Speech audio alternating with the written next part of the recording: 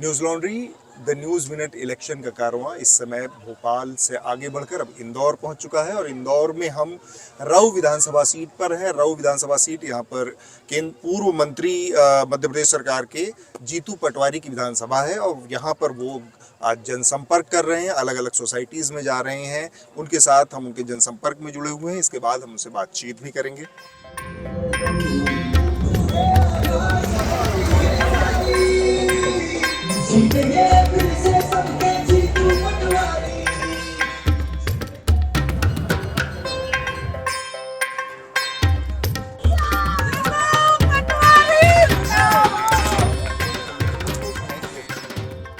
News laundry the news minute का ये सफ़र चुनावी कवरेज का अब इंदौर पहुंच चुका है। हम लोग इंदौर की राऊ विधानसभा सीट पर हैं। राऊ विधानसभा सीट से कांग्रेस के एक मुखर नेता हैं जीतू पटवारी, जितेंद्र पटवारी उर्फ जीतू पटवारी, उनको लोग प्यार से हमारे साथ बैठे हैं। जीतू जी, मेरा पहला सवाल आपसे ये है कि 2 बार से आप यहाँ लगातार विधानसभा का चुनाव जीत रहे हैं। इस बार कितनी उम्मीदें हैं? क्या आपको लगता है कि जनता किस तरह से आपको समर्थन देने वाली है? नहीं, 100%, 200%, 300% मतलब होगा फाइनल, जीत जाएंगे अच्छे से, प्रचंड बहुमत से। यहाँ पर जो महत्वपूर्ण मुद्दे थे प्रदेश के 3-4, वो कौन सी चीज़ें हैं जिसके आधार पर आपने कभी सुना कि एक ही प्रदेश में 4 बार लगातार वल्लभ भवन की फाइलें जल गई? करप्शन दर्जे का था। भ्रष्टाचार में हमारा मुख्यमंत्री स्वर्ण पदक लेते हैं, झूठ बोलने में स्वर्ण पदक। आप गूगल पे अगर सर्च करोगे सबसे झूठ बोलने वाला मुख्यमंत्री कौन है तो शिवराज जी का नाम आ जाएगा। फिर आप देखो कि बेरोजगार हम सबसे ज़्यादा, कर्जदार हम सबसे ज़्यादा, किसानों की आत्महत्या में सबसे ज़्यादा, महिला मृत्यु दर में सबसे ज़्यादा, महिला अपहरण में सबसे ज़्यादा। तो ये सारे तमंगे मोदी जी के एनसीआरबी के आंकड़े दे रहे हैं। तो अल्टीमेटली 20 साल से एक झूठ बोलने वाले मुख्यमंत्री कब तक सहन करें?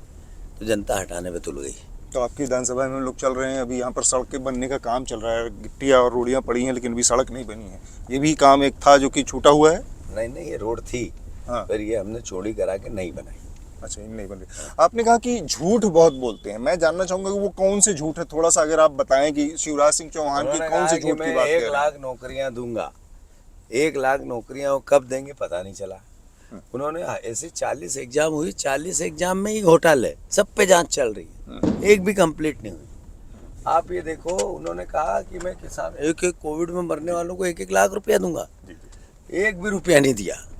मतलब अल्टीमेटली मरने वालों से झूठ बोलना। मतलब मैं कौन से झूठ थे? 30,000 झूठ है जो रजिस्टर्ड झूठ है, जो विधानसभा में बोले, आश्वासन दिए, जिनकी एक बड़ी फहरिस्त है। 30,000 झूठ मेरा मुख्यमंत्री ने बोले।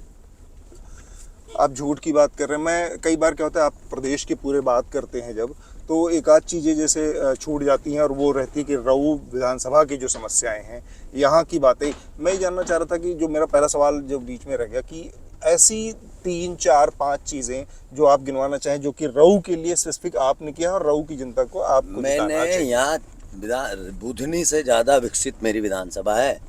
40 अच्छे स्कूल हैं, 40 अच्छे कॉलेज हैं, 4 यूनिवर्सिटी है, अच्छी कोचिंग्स मध्य प्रदेश की यही हैं। ये हो गया एजुकेशन सेक्टर। स्पोर्ट्स में 300 करोड़ का एक स्पोर्ट्स कॉम्प्लेक्स बन रहा है। 100 करोड़ रुपए हमने हमारे स्पोर्ट्स में जो डिपार्टमेंट हमारी एक यूनिवर्सिटी का उसमें दिए थे, मैं मिनिस्टर था। यहाँ अलग अलग और भी स्पोर्ट्स के इसको हब बनाना है, उस पर काम चल रहा है। यहाँ सारी रोडें या तो बन रही है या बन गई है। नेशनल हाईवे, राज्य हाईवे, 23 रोडें बनी पिछले मेरे कार्यकाल में। अच्छा, बड़ी बड़ी, जैसे छोटी मोटी बातें नहीं है। और हर गांव रोड से जुड़ा हुआ है, हर गांव में नल जल योजना है। नर्मदा का पानी जहाँ यहाँ हमें हर लगभग 17 टंकियाँ हमने शहरी क्षेत्र में बनाई। 27 ब्रिज यहाँ बने हुए हैं, अलग अलग छोटे बड़े। तो अल्टीमेटली ये अद्भुत और अकल्पनीय विकास है, कहीं नहीं हुआ, बुधनी में भी नहीं हुआ, जहाँ मुख्यमंत्री 20 साल से हैं। ठीक है। आप अभी बातचीत में कहते कि राज्य का कर्ज बहुत बढ़ गया, उस पर थोड़ा सा मुझे बताएं। 4 लाख करोड़ का कर्ज है, 30,000 करोड़ रुपया पर ईयर सिर्फ ब्याज और देनदारियां हैं। एक शिवराज जी ने 20 साल के मुख्यमंत्री ने कहाँ से कहाँ ला दिया प्रदेश को। तो अल्टीमेटली 53,000 रुपये हर नागरिक पे कर्ज है यहाँ। तो ये भावना क्या बनाती है? ये भावना आपका मैनेजमेंट आर्थिक जो व्यवस्था है चरमरा गई है। आप झूठ बोलते हो, घोषणाएं करते हो, सब्ज बाग देते हो, करप्शन सर चढ़ के होता है। तो मैं मानता हूँ कि अल्टीमेटली शिवराज जी ने बहुत अराजकता की है मध्य प्रदेश में। 4 लाख करोड़ के आपने कर्ज की बात कही है। मैं देख रहा था आप लोगों की जो गारंटी हैं, जो दावे हैं, उसमें बहुत सारे वादे आप लोगों ने किए हैं। मसलन 500 रुपये में गैस सिलेंडर देना है, 1500 रुपये हर महिला को देना है। कांग्रेस पार्टी के जो सीएम के उम्मीदवार है कमलनाथ, उनकी यूएसपी क्या है? अर्थ के मामले में, व्यापार के मामले में, विश्वव्यापी व्यापार के मामले में अच्छा इन्वेस्टमेंट आए, आवक जावक की पूरी प्रोसेस से हमने अपनी बातें कही है। तो मैं इन्वेस्टमेंट आ जाने से कर्ज थोड़ी ना कम हो जाएगा। नहीं, इन्वेस्टमेंट आने से रोजगारी बढ़ेगी, इन्वेस्टमेंट आने से व्यवस्थाएं बढ़ेगी, जी। आपका जो रेवेन्यू मॉडल है उसमें पैसा बढ़ेगा, और भी इस तरीके हैं। तो उससे ये जो आपने बहुत सारे वादे किए हैं नगद वाले, ये पूरे हो जाएंगे। हाँ, बहुत हमने जो बातें कही वो आवक जावक के मैनेजमेंट के साथ कही। तो आपने एक और बड़ी दिलचस्प बात कही थी कि ये लुटेरी सरकार है, इसमें जो सरकार थी ये हमसे लूट के बनाई गई है। थोड़ा सा उसके बारे में स्पष्ट करेगी। क्यों नहीं लूट के बनाए? विधायकों को खरीद लिया, यहाँ से उठाया बेंगलोर ले गए, यहाँ से उठाया वहाँ हरियाणा रखा, यहाँ से उठाया दिल्ली ले गए। फिर 50-50 खोखा ये शब्द ईजाद कैसे हुआ? 50 करोड़ रुपए फिर सारे विधायकों को, मतलब अल्टीमेटली ये लूटी तो गई सरकार। जनमत तो कांग्रेस के साथ था, उसके विधायक जीते थे। बीजेपी प्रधानमंत्री अमित शाह और धर्मेंद्र प्रधान, ये मुख्यमंत्री, ये और भी लोग लग गए और हराने लग गए, विधायकों को उठाने लग गए, खरीदने लग गए, बेचने लग गए। तो ये बात लूट की तो है। तो ये बात तो अभी भी कही जा रही है कि 100 से ऊपर भारतीय जनता पार्टी के तमाम नेता मुंह पीछे कह रहे हैं कि 100 से ऊपर जीत गए तो सरकार हम बना लेंगे चाहे कुछ। तो उसके निपटने का क्या इलाज है आपके पास फिर? तो कैसे? ये चिंता हमारे लिए थोड़ी है, देश के लिए भी है ये चिंता, आपके लिए भी है, इधर अच्छे जर्नलिस्टों के लिए भी चिंता है। आपका मैनेजमेंट कैसे निपट पाने में असमर्थ हो रहा है? तो मैनेजमेंट रहेगा ही। हम एक बार एक्सीडेंट हो गया तो बार बार थोड़ी ठोकेंगे गाड़ी।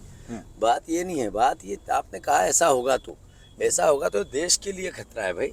यहाँ के मध्य प्रदेश के जो किसान हैं उनकी किस तरह की दिक्कतें और किस तरह की समस्याएं हैं जिनको मैंने कहा सबसे बड़ा कर्जदार प्रदेश हमारा है। हाँ, मैंने कहा कि अल्टीमेटली किसान की फसलों के दाम नहीं मिलते हैं। किसान जब आवक जाएगी तो फेंकना पड़ती है उसको फसलें। तो इसका एक व्यापार व्यवसाय कृषक का, एग्रीकल्चर का इस तरह का हो कि विश्वव्यापी इसके व्यापार की आवक जावक हो और इसकी एग्रीकल्चर प्राइस की एकदम सिक्योरिटी हो। तो मैं मानता हूँ कि यहाँ पर किसानों के हालात सुधरेंगे और आधुनिकीकरण खेती का कैसे हो। जी। तीनों चीज़ों पे बात करके हम मतलब किसान को सुविधाएं दें, उसको इस तरह का वातावरण दे जिससे कि वो हर तरीके से इसकी इनकम बढ़े। पर आपके मैनिफेस्टो में इस तरह की कोई बहुत स्पेसिफिक रोड मैप क्यों नहीं स्पेसिफिक हुआ? हमने इनकम को लेके फसलों के दाम की बात की है। 2600 आप एमएसपी की ही बात करें, एमएसपी के दाएं बाएं भी तो किसानी बहुत है ना। हमने कहा कि हर जिले में एक एग्रीकल्चर की जो सबसे बड़ी क्राफ्ट होती है उसका एक ऐसा मैन्युफैक्चरिंग वर्क लगाएंगे जिससे कि किसानों की खपत बढ़े। दो मेरे सवाल हैं अंत में। एक तो ये कि कांग्रेस पार्टी के अंदरूनी टकराव को लेकर बड़ी बातें कही जाती हैं। कुछ नहीं कही जाती, आप लोग कहते हैं, मीडिया कहती है, हमारे पास नहीं इसका तो करते ही नहीं है। जब कमलनाथ जी और इनके दिग्विजय सिंह की आपस में बातचीत दोनों अच्छे दोस्त हैं, भाई हैं, वो बड़े भाई हैं, छोटे भाई हैं, कुछ नहीं। कल मैं भोपाल में था और जो रोड शो राहुल गांधी कर रहे थे, उसके बाद जनसभा उन्होंने की, वहाँ पर मंच से दिग्विजय सिंह नदारत थे। वो कहीं और लगे होंगे, बात तो वही है ना। अब जैसे मैं नहीं था या और लोग नहीं थे, जब आप तो मान लीजिए अपने क्षेत्र में लगातार, अरे वो भी कहीं लगे होंगे, ऐसा नहीं। एक चीज़ बताएं मुझे जीतू जी कि काफ़ी एक योजना की बात हो रही है और लाडली बहना योजना जो 1250 रुपये महिलाओं को देने की शुरुआत की गई है, बहुत दबे मुंह ये बात कही जा रही है कि कांग्रेस के अंदर इससे काफ़ी डर पैदा हुआ है। और कोई डर नहीं पैदा हुआ है। 20 साल 9 महीने 19 साल 9 महीने में बहन लाडली कैसे होगी? 20 साल तक लाडली नहीं थी बहन, आखिरी 2 महीने में लाडली हो गई। ये पता नहीं बहन को। लेकिन जिसके पास पैसा जाएगा उसको असर नहीं, तो अरे उसको पता नहीं 3000 का बिल भी पीछे से भेज रहा है शिवराज जी। उनको नहीं पता है ये कि महंगाई सर चढ़ के बोल रही है। 1000 रुपये में होता क्या है, यहाँ से 20 किलोमीटर जाते हैं, 1000 रुपये स्वाह हो जाते हैं रिक्शे के। तो ये सब बातें समझती हैं बहनें। इस महंगाई के दौर में ऊँट के मुँह में जीरा है 1000 रुपये। जो आप कहते हैं ये बात कि यहाँ से वहाँ तक जाने में 1000 रुपये स्वाहा हो जाते हैं, तब आपके 1500 रुपये में कैसे लगता है कि 1500 नहीं दे रहे हैं? बिजली के बिल पे, गैस के कनेक्शन पे, इलाज पे सब पे सब्सिडी दे रहे हैं यही भैया। मेरा पहला सवाल था कि आप सब पे फ्री भी देंगे और फिर कहेंगे कि राज्य कर्ज के उसमें है। फिर वही बात, डाला हम गया फ्री है। थोड़ी दे रहे हैं इलाज। कैसे देंगे? हमने इलाज का बीमा योजना लेके आए, स्वास्थ्य बीमा योजना। ये क्रिएटिव वर्क है भाई। अच्छा। स्वास्थ्य शिक्षा को लेके और स्वास्थ्य को लेके राज्य ने अपना देना चाहिए पब्लिक को, क्यों वोट लेते हैं। News Laundry and The News Minute. will be hitting ground zero together, where our team of reporters and producers will bring you authentic and nuanced election coverage.